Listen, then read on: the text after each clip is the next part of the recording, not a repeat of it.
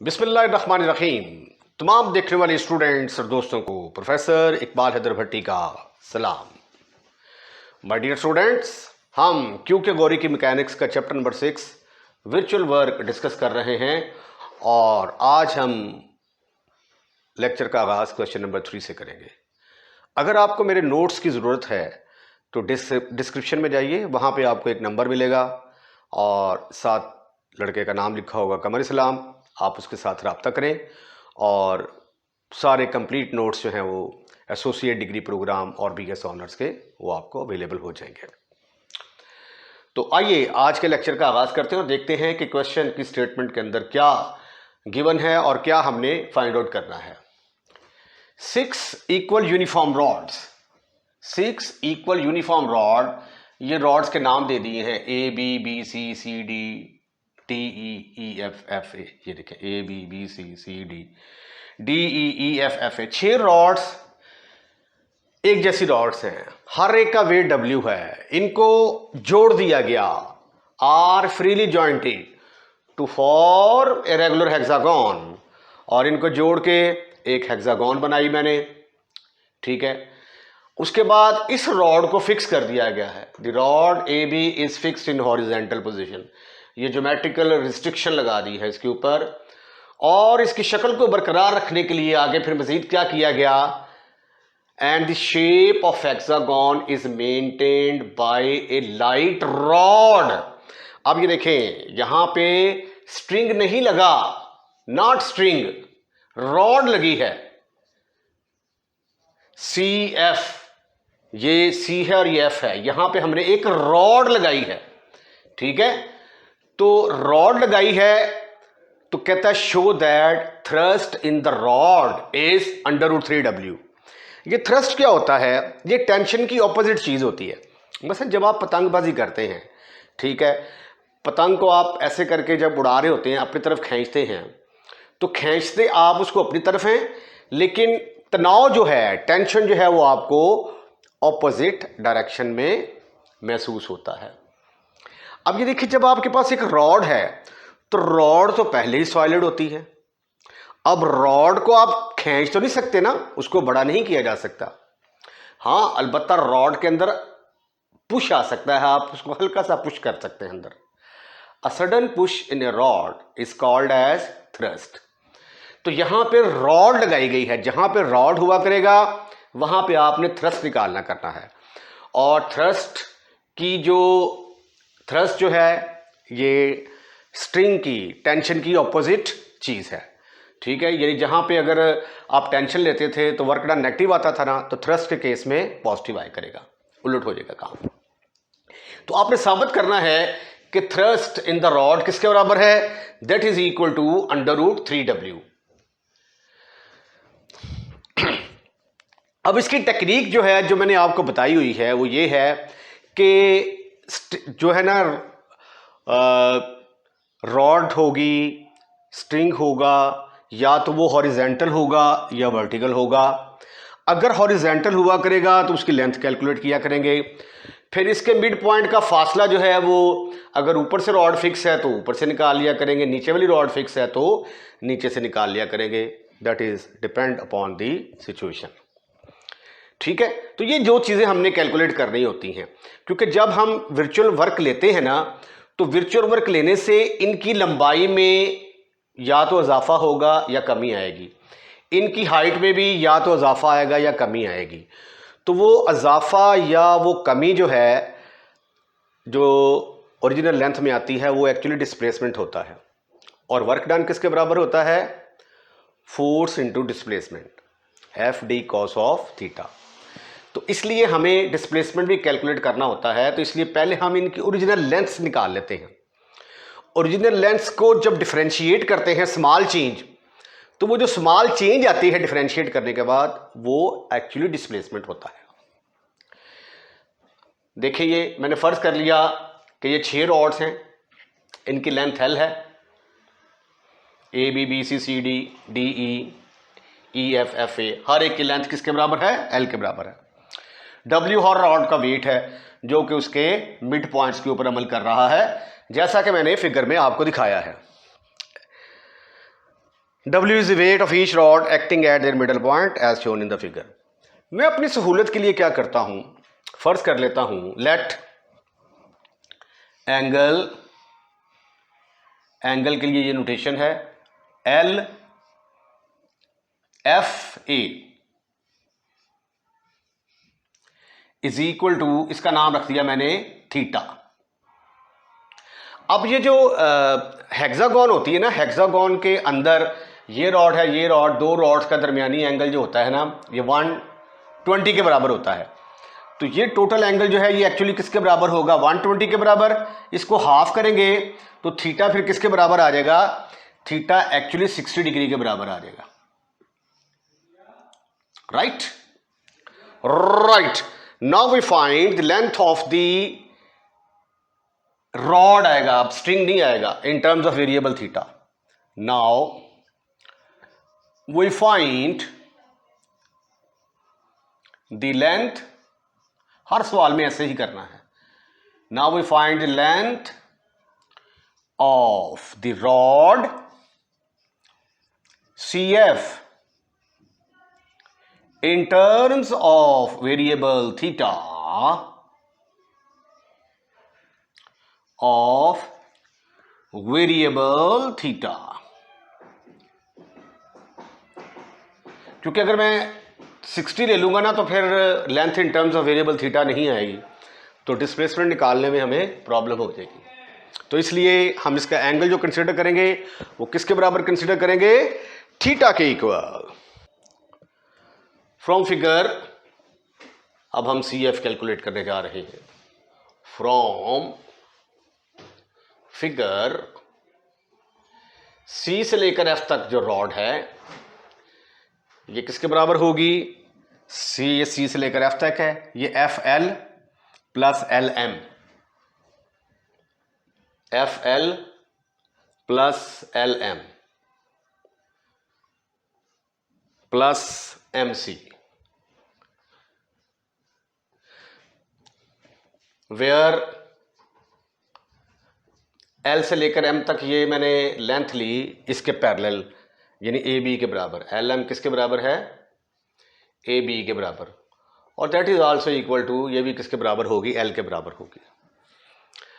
अब जितनी लेंथ ये है F से लेकर L तक, उतनी ही M से लेकर C तक होगी। तो लिहाजा MC की जगह पे मैं क्या लिख सकता हूं, FL। तो CF मेरे पास किसके बराबर आ गया, CF is equal to FL plus LM plus MC की जगह पे आ गया FL। FL और FL मिलके कितने बन गए, 2FL, 2FL प्लस L से लेकर M तक की वैल्यू जो है वो AB के बराबर है, और AB किसके बराबर है, स्मॉल l के बराबर। अब हमने FL कैलकुलेट करना है, तो FL कैलकुलेट करने के लिए हमें इस राइट एंगल ट्रायंगल का सहारा लेना पड़ेगा। From right angle triangle ALF, इस राइट एंगल ट्रायंगल में अब ये देखें, ये थीटा है ये, और ये सीधा परपेंडिकुलर आ रहा है, 90 बन गया ये। तो जहां पे थीटा और 90 बनते हैं उसको कहते हैं बेस, और जहां पे 90 बन रहा होता है ये परपेंडिकुलर आ गया, ये बेस, ये परपेंडिकुलर और ये हाइपोटेन्यूज। और मुझे क्या कैलकुलेट करना है, बेस कैलकुलेट करनी है। तो FL base over hypotenuse,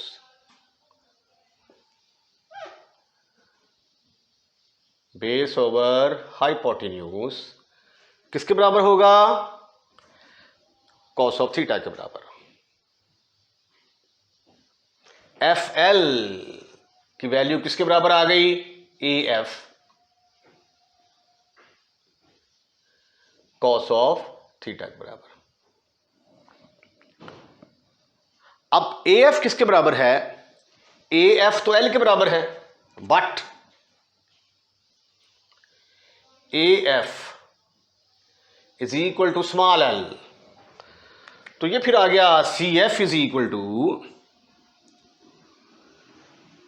C F is equal to 2 into F L की जगह पे आ गया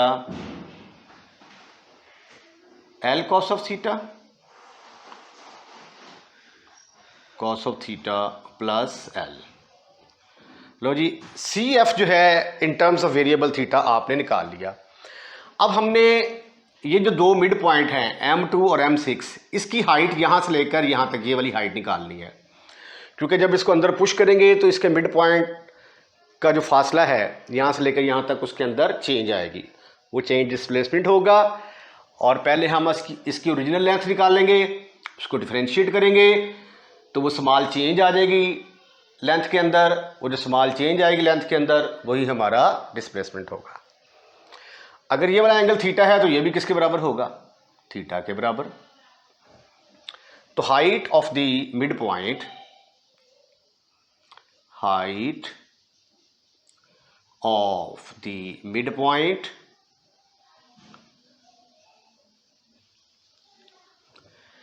M2 and M6, M2 M6 from rod AB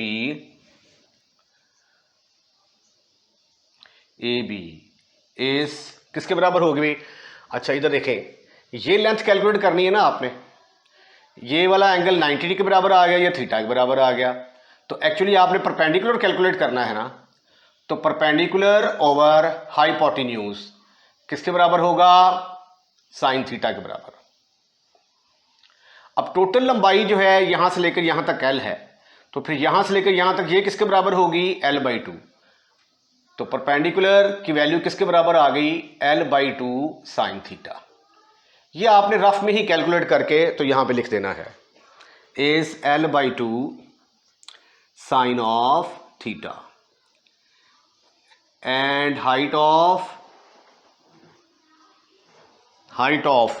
M3 M5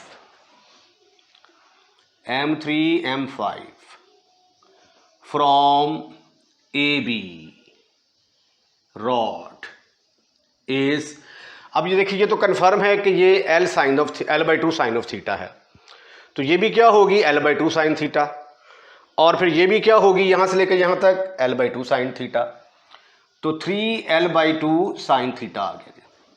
तो इनकी लेंथ कितनी, हाइट कितनी होगी? 3L/2 sine theta. और ये जो M4 है, ठीक है, तो इसका कितना हिस्सा बन गया? एक हिस्सा, दो हिस्सा, तीन हिस्सा और ये चार।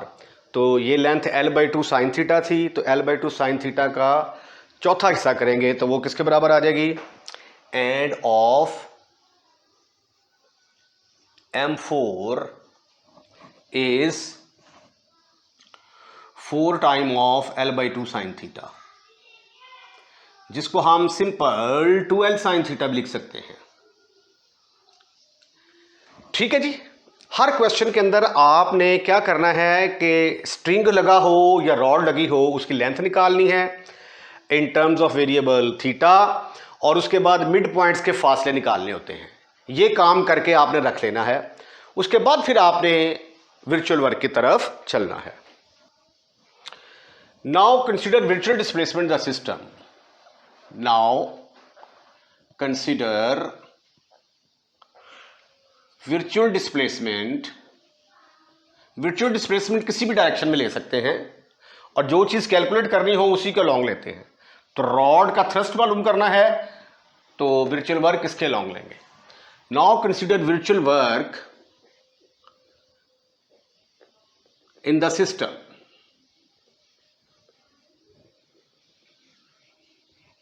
such that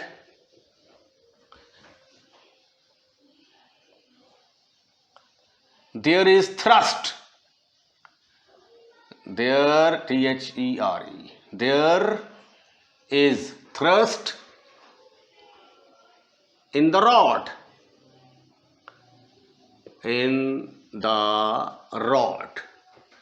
then by the equation of the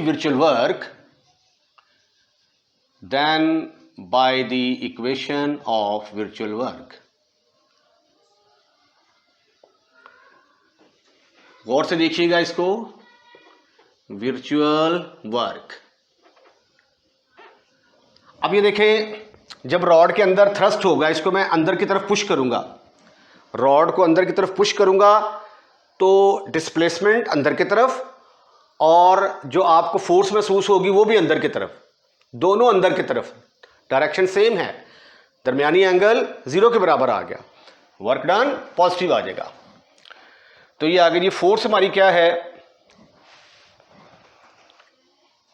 T,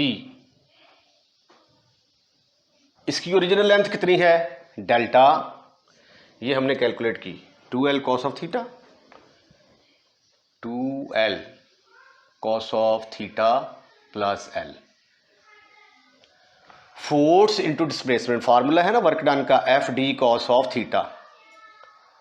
अब इनका दरमियानी एंगल क्या है, 0, तो यहां पे आएगा cos ऑफ 0 डिग्री। अच्छा, ये देखें, ये पॉइंट जरा गौर से देखें, ये पहले भी क्वेश्चन में इस्तेमाल हुआ है। अगर तो ये रॉड स्लाइटली स्लिप करती है, मतलब स्लिप करके यहां पे आ जाती है, फर्ज किया, ठीक है, तो पहले इसका मिड पॉइंट क्या था, यहां पे था।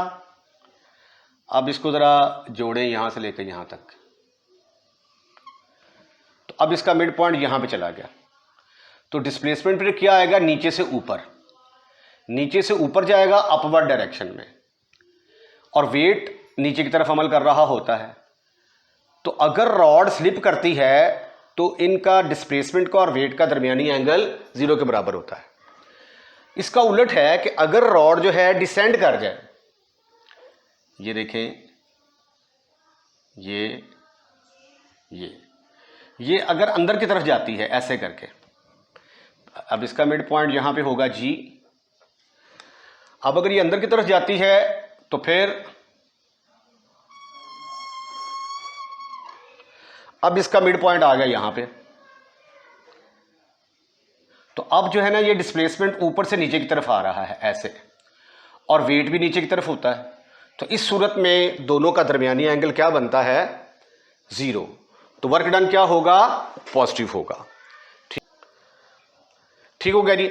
अब देखिए, जब थ्रस्ट होगा ना ऐसे करके, इसको अंदर की तरफ पुश करेंगे, तो रॉड जो है ना, ये इस शक्ल से इस शक्ल की तरफ जाएंगे, यानी अंदर की तरफ झुकेंगी, ये वाला केस बनेगा।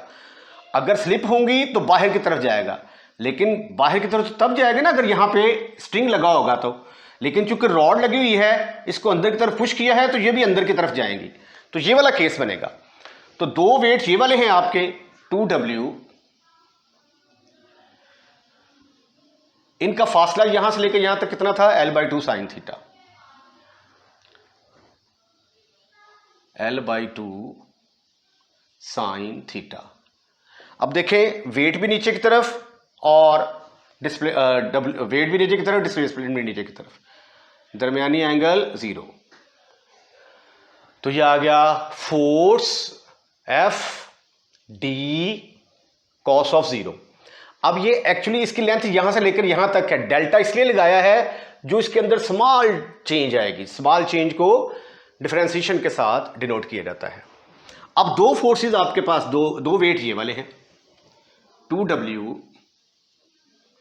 डेल्टा, ये आ जाएगा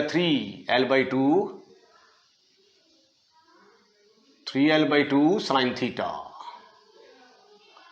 ठीक हो गया। और एक फोर्स आपके पास ये बची हुई है, ये किसके बराबर आ जाएगी, दैट इज इक्वल टू ये force displacement 2L sine of theta into cos of 0 degree. चूंकि सिस्टम इक्विलिब्रियम में है तो ये 0 के बराबर आ गया। ये cos 0 ये आप स्टेप डायरेक्ट भी लिख सकते हैं, तो ये आ गया T, डेल्टा का मतलब होता है डिफरेंशिएशन, तो ये आ गया 2L, cos को डिफरेंशिएट करेंगे तो माइनस साइन थीटा आएगा, ये माइनस लगा दिया साथ, तो थीटा को दोबारा करेंगे तो डेल्टा थीटा, L कांस्टेंट है 0 के बराबर आ जाएगा, cos 0 1 के बराबर आ गया, 2 से कैंसल, W L, साइन को डिफरेंशिएट करेंगे तो cos ऑफ थीटा, थीटा को दोबारा करेंगे तो डेल्टा थीटा। cos 0 किसके बराबर आ जाएगा, 1 के बराबर।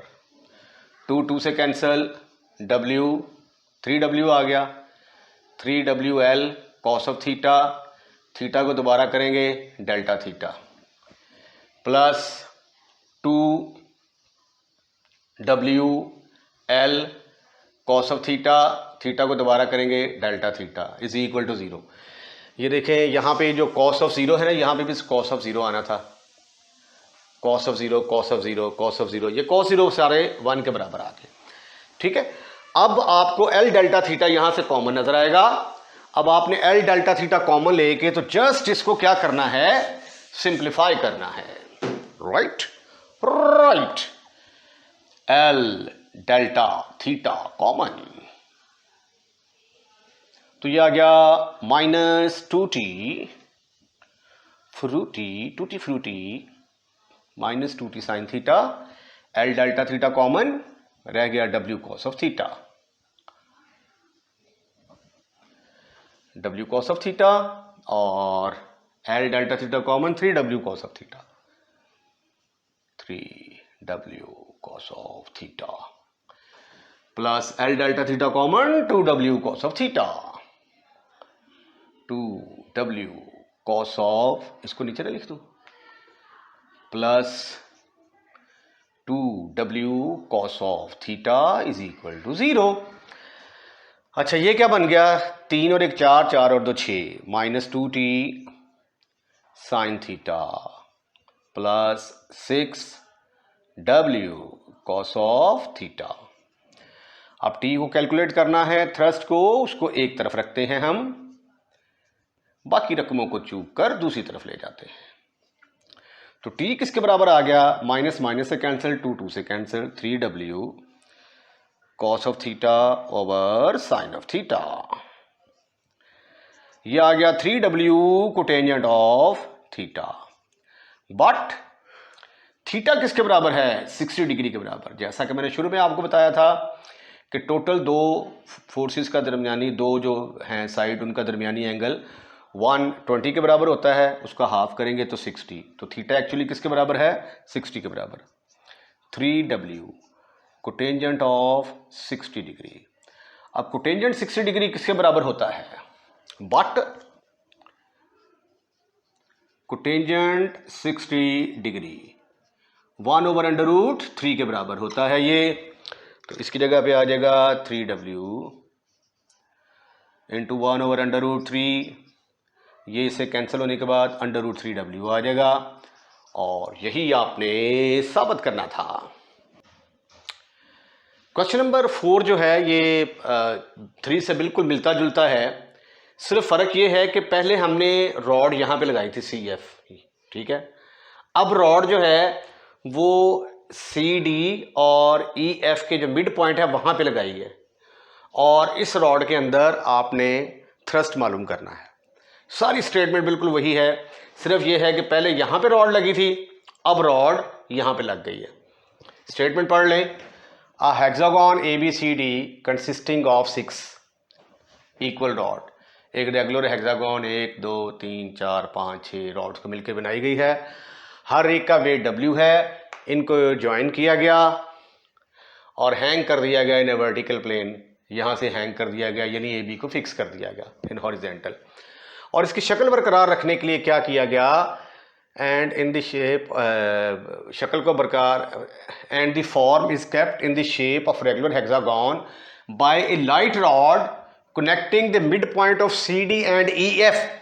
ये CD का मिड पॉइंट E3 है और EF का मिड पॉइंट M5 है।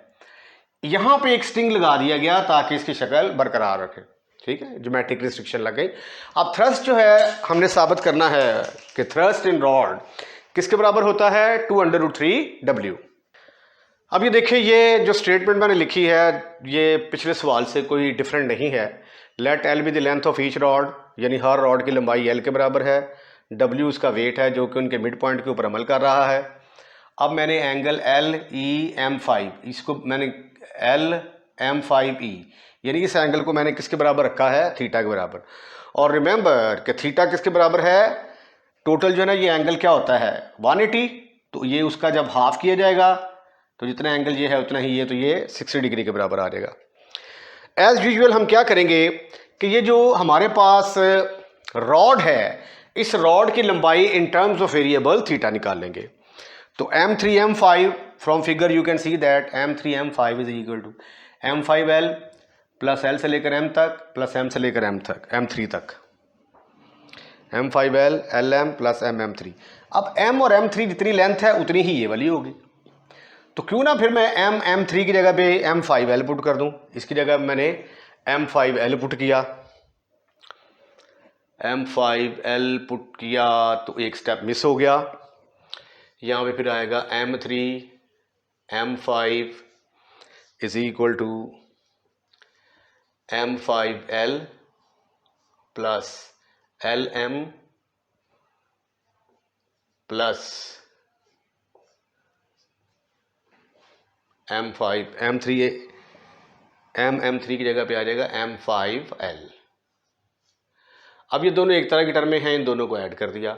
अब lm और ab बराबर हैं, इसकी जगह पे l आ गया। अब m5l हमने कैलकुलेट करना है, तो उसके लिए मैंने ELM5 यानी इस राइट एंगल ट्रायंगल का सहारा लिया। अब ये थीटा है और ये 90, तो m5l एक्चुअली क्या बनती है, base.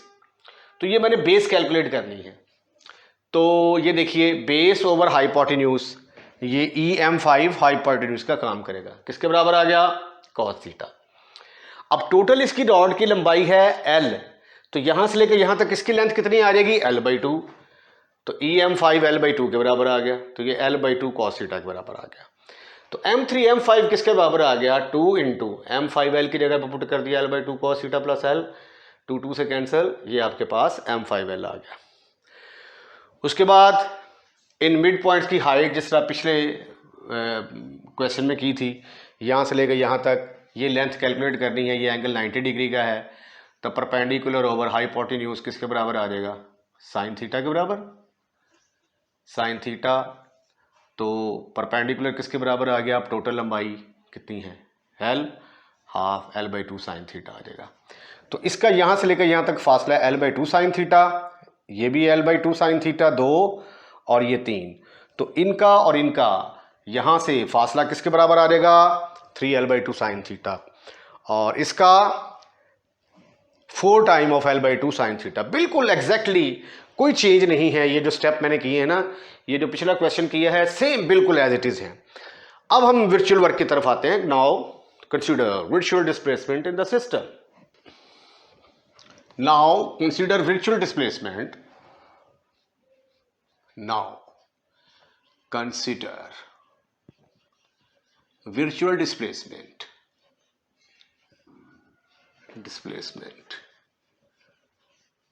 in the system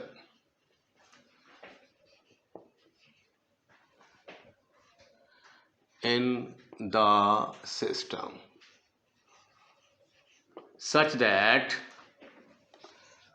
there is thrust in the rod, thrust in the rod. अब वर्चुअल वर्क मैंने आपको बताया था किसी भी डायरेक्शन में हम ले सकते हैं, लेकिन जो चीज़ कैलकुलेट करनी हो उसी के लॉन्ग ले लें। अब यहाँ पे रॉड लगी हुई है, ठीक है। अब रॉड को खींचा नहीं जा सकता, उसको पुश करेंगे। अ सडन पुश इन रॉड, तो अंदर की तरफ पुश किया, डिस्प्लेसमेंट अंदर की तरफ आ गया, तो जो आपको थ्रस्ट महसूस होगा वो भी अंदर की तरफ होगा। दरमियानी एंगल 0, वर्क डन पॉजिटिव आ गया। तो ये आ गया T, ये फोर्स आ गई। अब डिस्प्लेसमेंट क्या है, डिस्प्लेसमेंट है इसकी टोटल लेंथ है हमारे पास L cos theta plus L। ये तो पूरी टोटल लेंथ है ना, यहां से लेकर यहां तक, लेकिन इसके अंदर थोड़ी सी चेंज आएगी। उस थोड़ी सी चेंज को मैंने डेल्टा के साथ रिप्रेजेंट कर दिया, यानी इसको डिफरेंशिएट करेंगे। तो ये फोर्स, ये डिस्प्लेसमेंट, दरमियानी एंगल 0। उसके बाद ये दो फोर्स है। अब जाहिर है कि जब थ्रस्ट होगा तो ये रॉड अंदर की तरफ जाएंगी, ठीक है। जिस तरह पहले मैंने बताया कि ये देखिए, ये आपके पास फर्ज किया ये सेंटर ऑफ ग्रेविटी है, और ये मूव करके अंदर की तरफ अगर आता है, अगर मूव करके ये अंदर की तरफ आता है तो इसका मिड पॉइंट यहाँ पे आ जाएगा G। तो अब इसकी डायरेक्शन क्या बनी डिस्प्लेसमेंट की, ऊपर से नीचे की तरफ, ठीक है, और वेट भी नीचे की तरफ अमल कर रहा होता है। तो दोनों की डायरेक्शन नीचे की तरफ है, तो इस केस में वर्क डन क्या होगा, पॉजिटिव। तो ये आ जाएगा 2W delta L/2 sine theta, दरमियानी एंगल 0।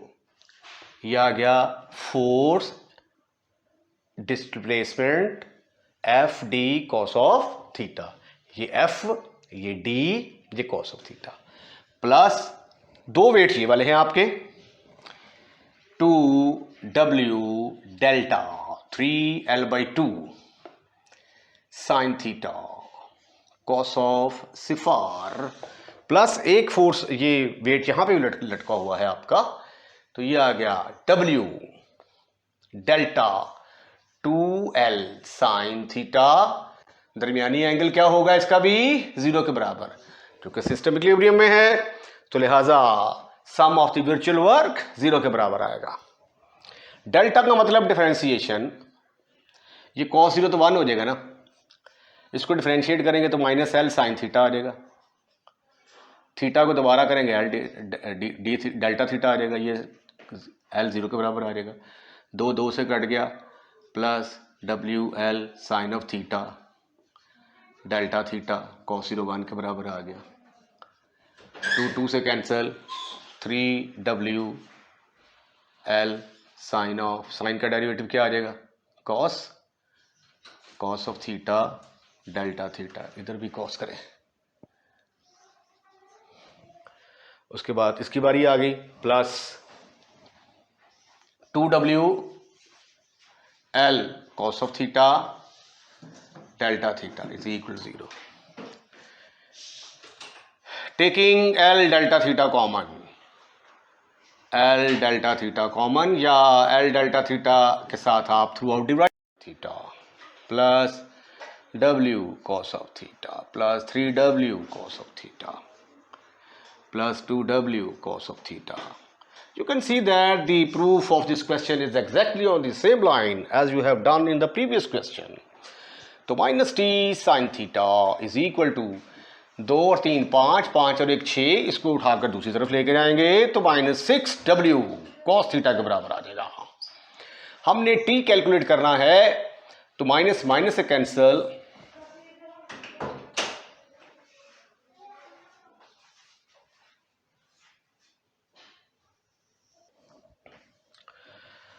ये माइनस माइनस से कैंसल, ये आ गया 6W cos of theta divided by sine of theta, this is further equal to 6W cotangent theta, but theta किसके बराबर है, that is equal to 60 degree. तो टी किसके बराबर आ गया, 6W cos of cot of 60 degree. cot 60 degree की कीमत क्या होती है, 1/√3, तो 6W इंटू 1/√3, इसको लिखा जा सकता है 2 into 3 into W is equal to 1/√3।